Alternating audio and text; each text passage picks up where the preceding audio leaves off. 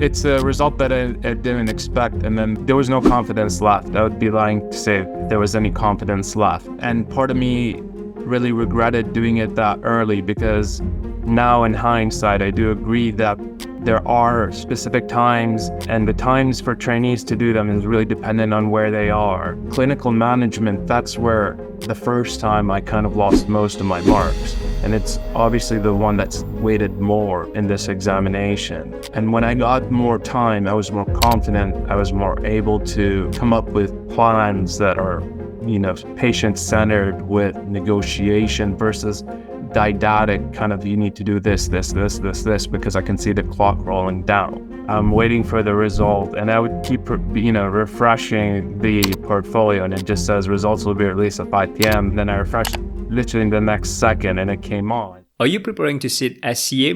Maybe you're not sure what to do, or maybe you've already sat the exam and you were not successful. You're feeling lost, you don't know how to prepare. This is exactly what happened to Dr. Musttafa after failing his exam first time. In this video, you're going to learn how Dr. Musttafa jumped the hurdles and overcame challenges on his way, so he managed to pass in the second attempt. If you're new here, my name is Dr. Erwin Kwun. I'm on a mission to help doctors lead a fulfilling life. I've helped IMGs, UK graduates to pass the MRCGP exam. My guest today is Dr. Musttafa, who recently passed the SCA on his second attempt. Hi Musttafa, congratulations on passing the exam. How are you doing? Thank you. I'm doing really well, thank you. For people who might not know you, a little bit about your background. I'm a trainee in the Northwest. I'm in the full-time training program. Before this, I was doing some hospital jobs down south in England. And as I started ST3 back in August, and attempted my first SCA in January, which unfortunately didn't work out. So I had to kind of go back and replan, and this is where we are now. In terms of your preparation for the SCA, tell me, how did you approach it? I approached it basically with my experience from clinic, and some feedback on the assessments we do during clinic, as well as I did sign up for the portfolio package. There were a few videos and some instruction material there. So I used those, although at that time it was more tailored to the RCA, as they still haven't updated it. And that's pretty much all I used going into the first exam, which obviously turned out to be, I guess, not enough for me personally.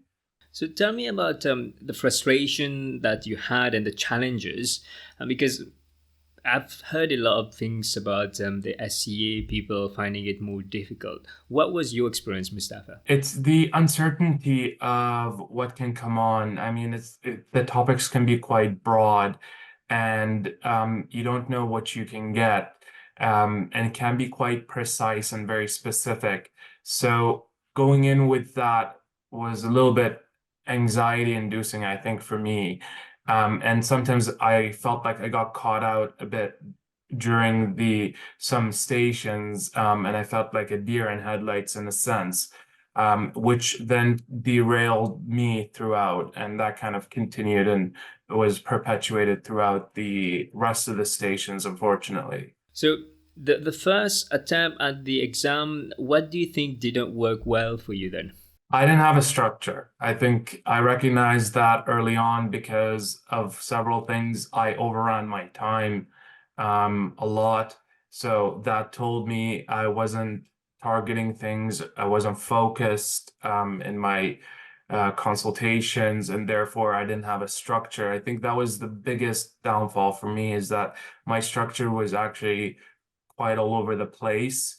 And I myself didn't know my own blind spot, in the sense of the words you use in your program. And in that I didn't know that until afterwards. And then I felt, okay, but where exactly is it going wrong? Because in real life, it feels like it's going really well. And I think that was the biggest issue there. And that uncertainty and difficulty made it quite difficult for me, because it frustrated me. And I think you probably have noticed that in the kind of first coaching session, because I thought I was quite structured and focused, but I know I wasn't, and I was stuck in that kind of gray area of what do I do next? Yeah. So I remember when you approached me for help, at the time you were a bit angry because I could see that you're a person of high caliber, putting in the work, but then you didn't pass your exam and it was quite a shock to you. Tell me about the self-talk. What happened in your mind when this went through? I mean, it's very negative because it's a result that I didn't expect, and then there was no confidence left. I would be lying to say if there was any confidence left. And part of me really regretted doing it that early because now in hindsight, I do agree that there are specific times, and the times for trainees to do them is really dependent on where they are in terms of training and how they feel. So for me, it was I do agree it was a bit too early, and for that it's not worth the confidence hit because it was a lot of reeling back from that, trying to build up that confidence to try again. And I think that's the first probably 3 weeks. I just kind of couldn't believe I was kind of really upset and down with it. And then thoughts of, can I actually get through this exam? It almost became like this impossibly, tall wall that I just can't get over. And that's the thought initially in the first 3 weeks post result. People try and do the same thing, but you were quite aware that there were things that you had to do differently and made that decision to change it. So tell us about what was your decision process, Mustafa. A lot of it is being kind of aware and open-minded about the whole process. People have passed the exam. I have personal colleagues who I know have passed the exam. So first thought is it's not impossible and it's not out there to get you. That's the thing. The next thought is, okay, where did I go wrong? And so I started initially watching YouTube videos, just Googling to see resources, and there's a multitude of individuals and companies and resources on YouTube, and they explain the exam. I went through the official RCGP videos again, which I have actually watched back in August, and kind of picked up a few things that I really missed, but they were quite important that they told us themselves. And that kind of, with that open mindset, I said, okay, I probably didn't know what I was doing going in the first time. And I'm planning to try to CCT within my time frame for August. I need something a bit more. And that's when I came across, I think, your channel and the coaching. And I said, this will work because it'll show me my blind spots. At least I'll have regular feedback, and that's what I needed. I needed that feedback to say where I was going wrong and what was I doing right, and that's the good balance. Because I've practiced actually a couple times with friends for the first time, but and colleagues, but the feedback is always quite positive and oh, you'll do fine. But I needed actual objective feedback with someone who has that experience to say, actually, you know what, you can do this better this way. And that's what kind of led up to where I found you. Okay, so you found that you needed to get constructive feedback because you're not getting that from your study groups with colleagues, right? Okay, so then tell us about the changes that you made when we started to work together.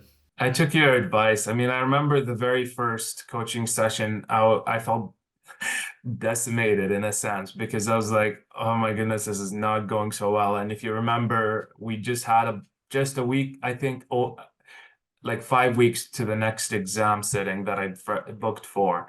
And I remember I'm like, okay, there's quite a bit that needs to be fixed.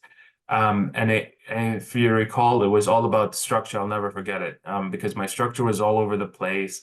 And you've advised me to kind of look at the blind spots using the companion, which is a very simple kind of setup that you have set, basically writing things, and reviewing things I didn't know. So I started from then really pushing hard for making sure all of this is in the right place. But I remember that from that very first session, then I was like, yes, okay, I can see exactly where things are going wrong. And I started really working on that. So I focused heavily on getting a good focus structure that is appropriate and fluid. And it kind of went from there. And the feedback, I'd come back with questions for you and you'd answer them, maybe just one question or two question each time. And then your cases became more and more kind of difficult that we ran through, which challenged me, and you would nitpick at more things to improve on. So it's kind of like polishing, you get a very rough stone and you polish and polish and polish that to nice shiny glass is where that's how I felt going through the whole process. So yeah, I remember in the beginning it felt like very difficult because at the time there was no structure and there were things that you're going back and forth. Then you develop your structure. So tell us about your structure. How do you structure your consultation, Musttafa? Exactly the way you had it, because I was using the 14 fish one, which is somewhat similar, but yours can seem to flow better, where it's kind of obviously it starts off open-ended questions, but then you try to find out the patient's what they are feeling, their concerns, their ideas, their expectations, and then making sure that we're asking the biomedical questions. And what I found worked really well for me was the psychosocial to tie up the data gathering. I think that was kind of a light bulb moment for me because now I understand what they're worried about. Now I understand, there's no red flags or I've ruled things in and out. And then, okay, tell me, please, now I understand you're suffering with all these symptoms. How is it affecting you actually during your day to day?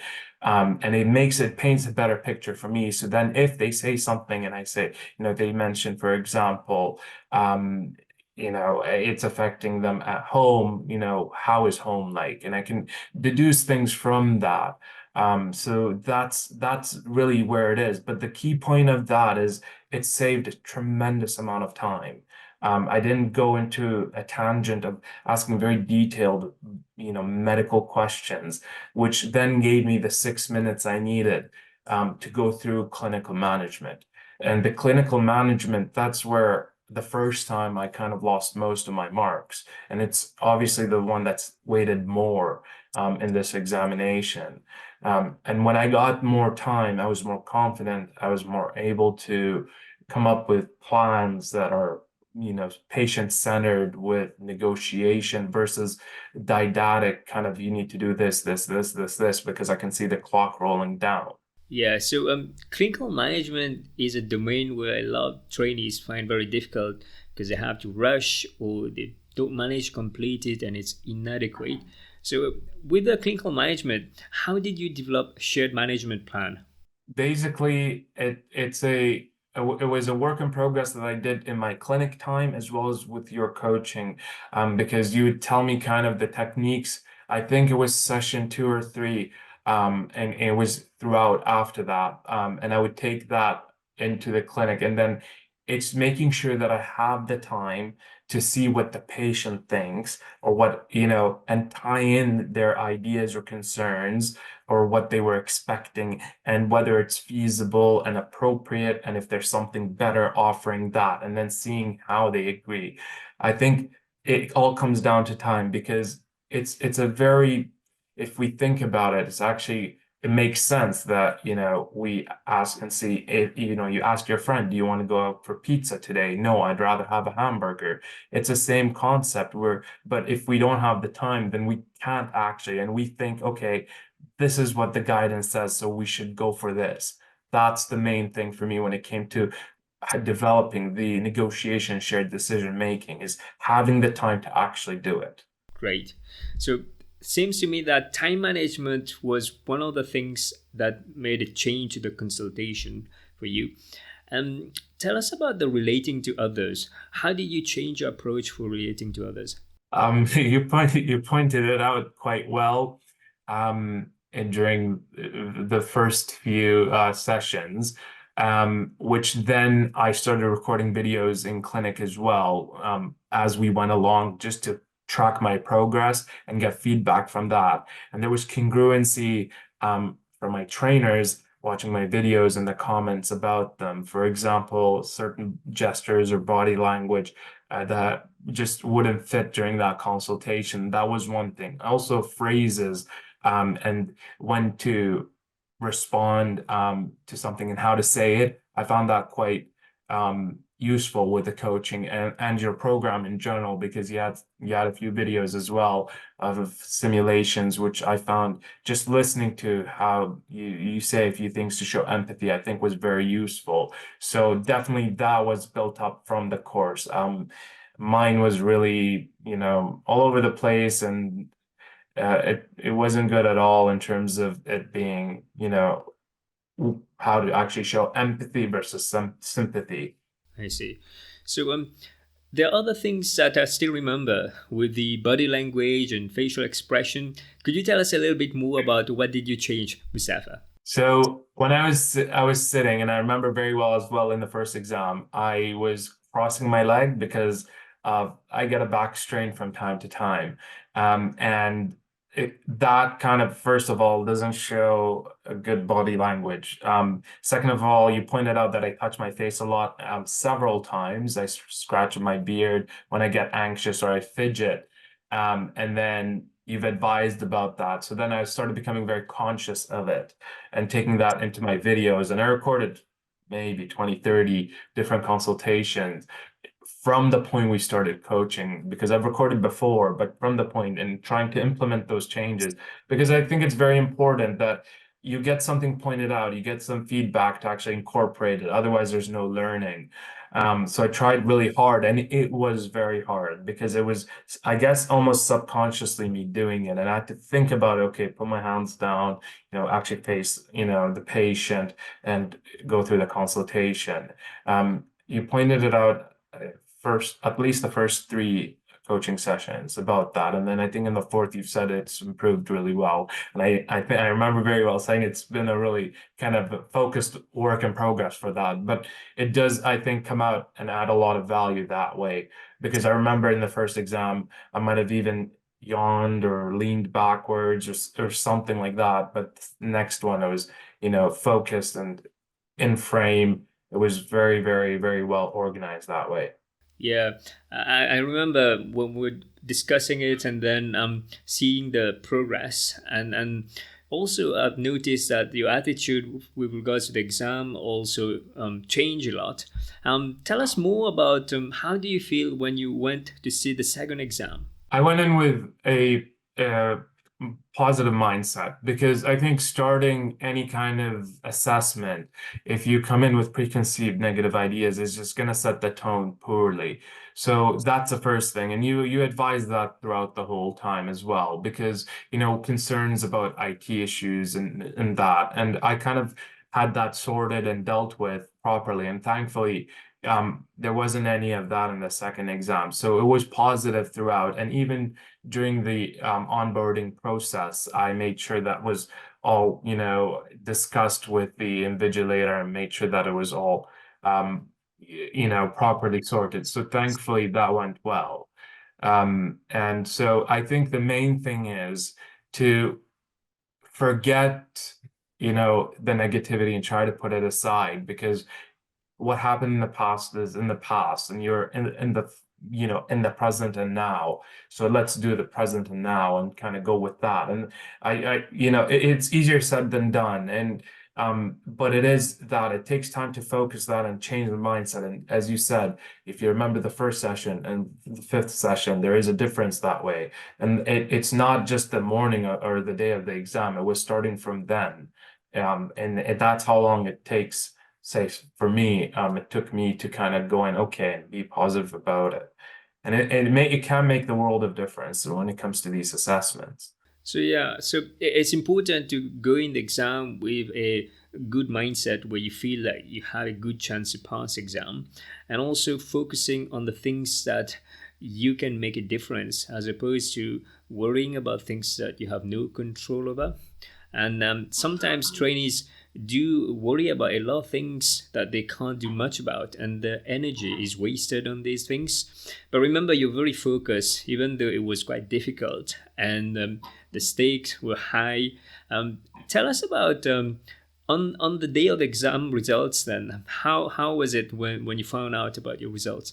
So I honestly couldn't stay at home because the first time I was at home and it just like I didn't need that negativity. It was sunny up here in the Northwest that day. And I just there was a walk by a river and I was just walking kind of up and down, waiting for the result. And I would keep refreshing the portfolio and it just says results will be released at 5 p.m., 4:59.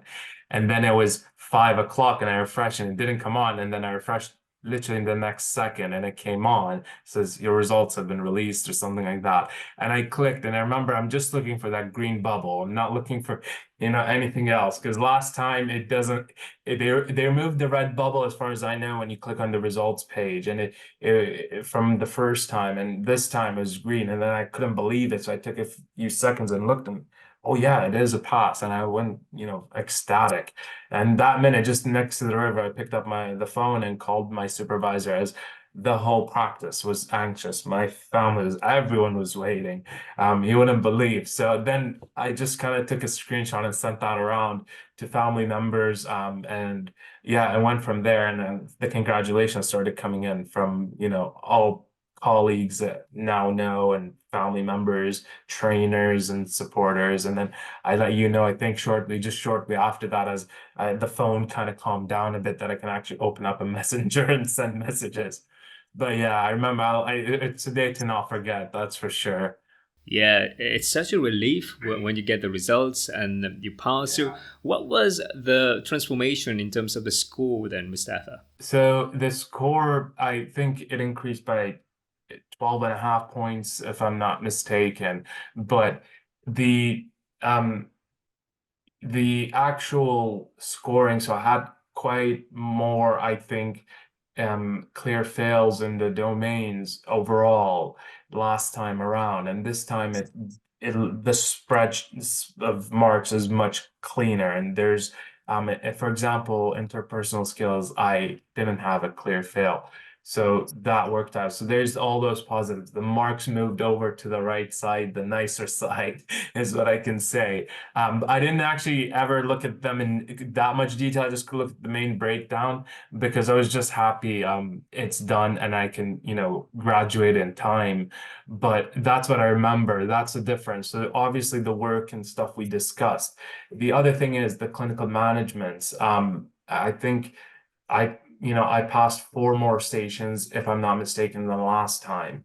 And that's the difference it makes to pass and to do well.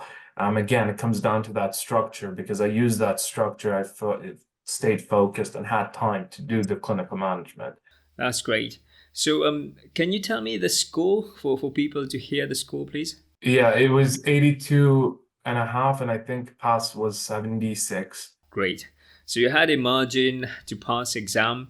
So if we have to go back to the person who was going to sit the exam first time, what would you have said to that person if you knew everything you know now? It's a very good point because I reflected on that quite a bit, and hindsight is 2020. The first thing I'd say is make sure you're ready to actually do the exam. Timing it the right time is very important. Doing it too early will only give grief, anxiety, and loss of confidence.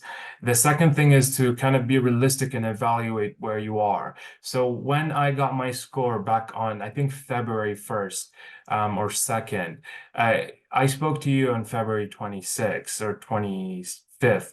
And it took me, again, because I was quite upset initially, but it took me 3 weeks to realize, actually, you know what? If I were to go again in April or May, I don't know what my blind spots are. What am I doing wrong? Because I thought, I wasn't that far off from the past the first time. It wasn't catastrophic, wreck in terms of marks, but I'm like, that's the danger zone, in my opinion, when it comes to these assessments, because you're so close, but if you don't know just the small difference to change and fix, then you can get again so close, but not quite there yet. And that's the trap I didn't want. I recognized that quite early, and I said, I need something a bit more. And I felt that I needed more than what I can get in the clinic, and just general training.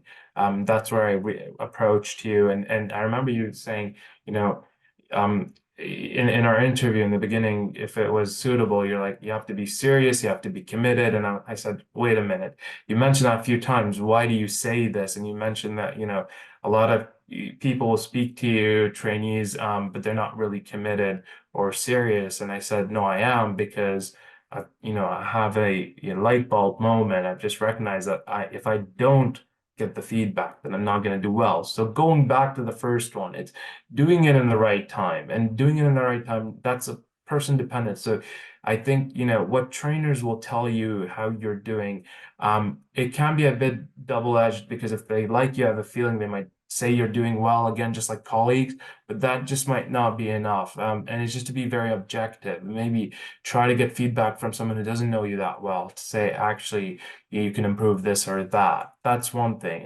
The second thing is, I would tell people to invest in a coaching course, for example, like yours. Honestly, if I were to go back in time and knowing that back then how much I knew, but I knew your course, I would honestly go for it, just because it will save me the headache. And then I can say, at least I can focus on structure. And that might have been enough to get me the 4 or 5 marks that I needed that time. And that's where it is really important. It's really important for trainees to recognize, I think, this. If you're really close, that's where it can be. And it's really hard to say, well, I'll just try next time better, because the cases the next time can be much more different or feel more difficult. Honestly, that's what I felt in my second attempt. But thankfully, I had the resources in my mind to deal with them more efficiently. Great. So you found that the preparation that you had allow you to go over the exam, and even though there are things that came that was quite hard, you managed to progress it. Yes, exactly, exactly. I thought that these stations were a bit more difficult in my personal opinion. They were out of my comfort zone, but I felt much more prepared because of the process that we went through, the mindset change. I think it's important to really recognize that for individuals who've been through it like me, because that mindset, if it doesn't change, then it's very hard to kind of expect things to come out. You had in one of the slides, you had something very nice in the saying that, I don't know how it was worded, but basically we fall to our expectations or knowledge, something like that. I remember thinking about it, and it is right. And that's one of the other things too, is that if I don't actually increase my own kind of base knowledge and procedures and systems, then I'm just going to go back to what happened in January.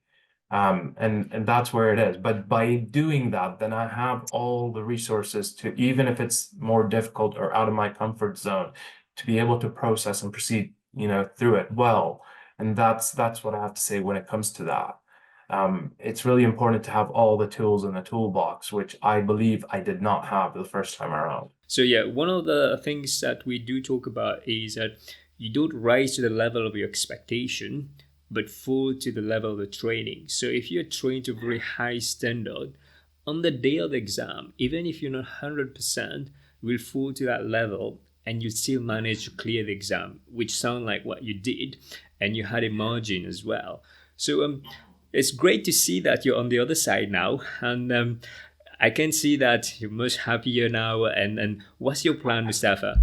So, the practice that I'm working with is very supportive, and they actually, even during the whole process, they've been very, very kind. I'm very supportive, and I've mentioned my intentions to work with them after CCT, and albeit the first exam was a bump in the road per se, they said, don't worry about that. We would like to still, interview you, and they did interview me and I was offered a job and they were very happy. And like I said, they were quite supportive throughout the whole time. I mean, a lot of emails came in from a lot of my trainer colleagues in that practice. We're a really large practice up here. And I got several emails. And when I went back to work after my holiday this week, a lot of congratulations as I'm walking by in the corridors. So I'll be joining them in August and really looking forward to that. Great. I'm so glad to see that you passed. And I have to say that even though I help you, you put in the work. That's why I usually ask trainee how committed they are. Because if somebody is not committed, then they're not going to get the results. But you were very committed and were on point with everything that we went through in the coaching session. So glad to see that things worked out. If you need any help and you'd like to get some support, then I'll leave a link down in the description below. Just click on the link to book a call, see whether I can help you as well.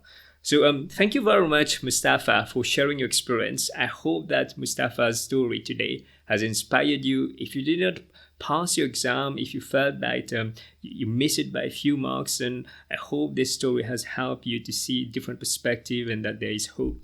I'd like to leave you with a last piece of advice or anything that you'd like to share with trainees who are listening. Honestly, it's life that we get bumps in the road, and it is part of the whole journey and part of resilience. I think, it's important to take some time off, reevaluate, and then just come back stronger. Don't let it beat you down in a sense, and seek out, think about what you can improve, and if there are resources that can help you improve. I think it's very important to seek those out in due time, so that you can eventually go through and succeed. Great. Thank you very much for watching up until the end. If you found this video useful, you might want to watch this case study of another trainee who passed the SCA exam. Click here to watch it. Take care, everybody. Bye-bye.